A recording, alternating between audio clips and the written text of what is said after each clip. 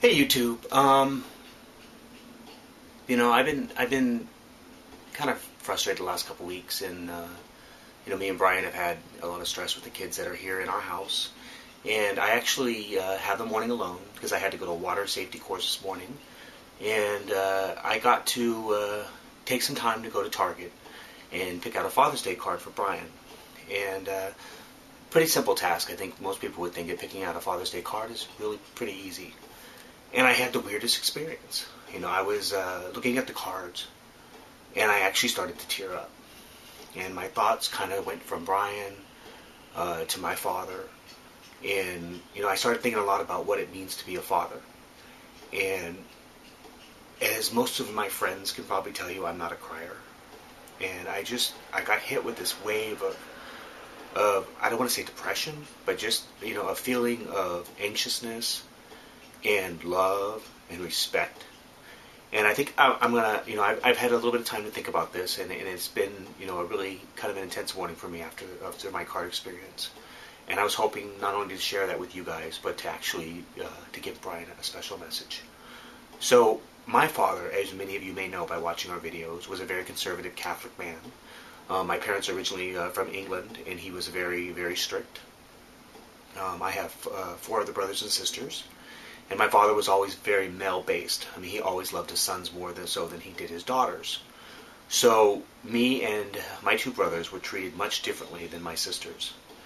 My father was the type of man, though, that he only really loved you when you were doing what he wanted you to do. And, for a long time, I observed the abuse in my family towards my mother and my sisters by the hands of my father. And I used to think that's the way men treated women, because I was raised in an environment. My father really treated me and my brothers very well, and I never really had a problem with my father when I was younger.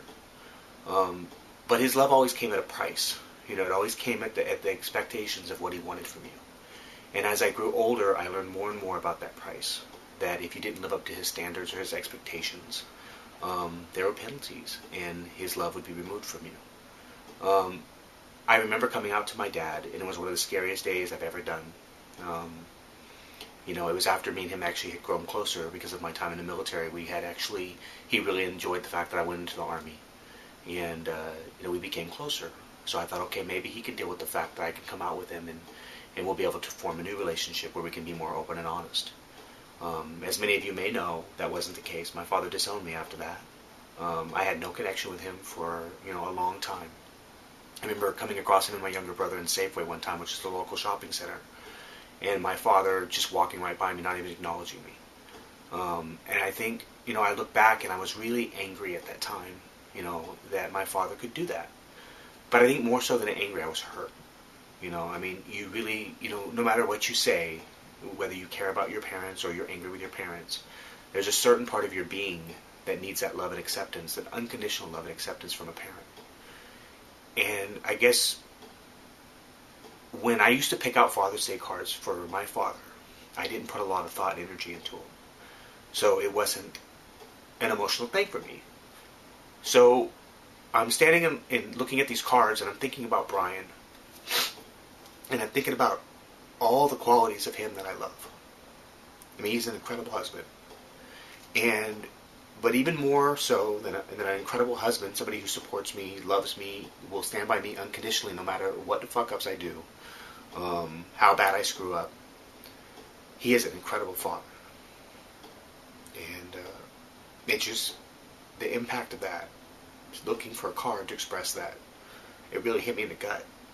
And, I see my kids, and I see the way they look at Brian, and it blows me away sometimes. My son, Daniel, loves his father.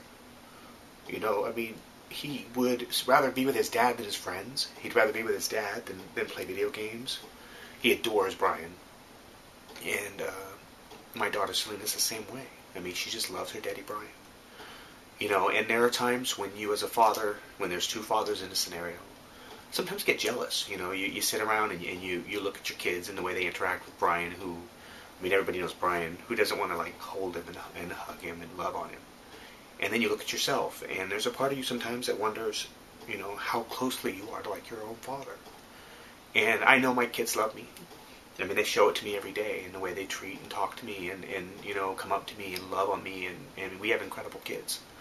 And you know, you wonder if you're doing everything you can to be a good father.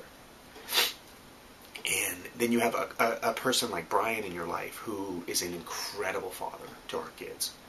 I mean, the amount of attention and love and comfort that he gives them blows me away. And I always go back to the whole thing about what does it mean to be a father? Do you have to be straight? Do you have to be gay? Can you be old? Can you be young? You know, it really, being a father is showing your kids the amount of love and attention, you know, that you would give anybody who's special to you. And Bryan, you know, I know that I can be really difficult. And I know that I can criticize a lot. And I know that I pick on you sometimes for, you know, the stupid little things that you do. I mean, Bryan is the worst homemaker that I know. I mean, he cannot cook. He hates to clean. You know, he is so laid back that I have to bitch at him to take kids to a birthday party, which we did yesterday. I was bitching, no, you have to take our daughter. You have to take our daughter to this party. It's important for her to be social with her friends at this age. And Bryan's the type of guy where he's just laid back. He just wants to hang out at the house with the kids and you know, be a good dad.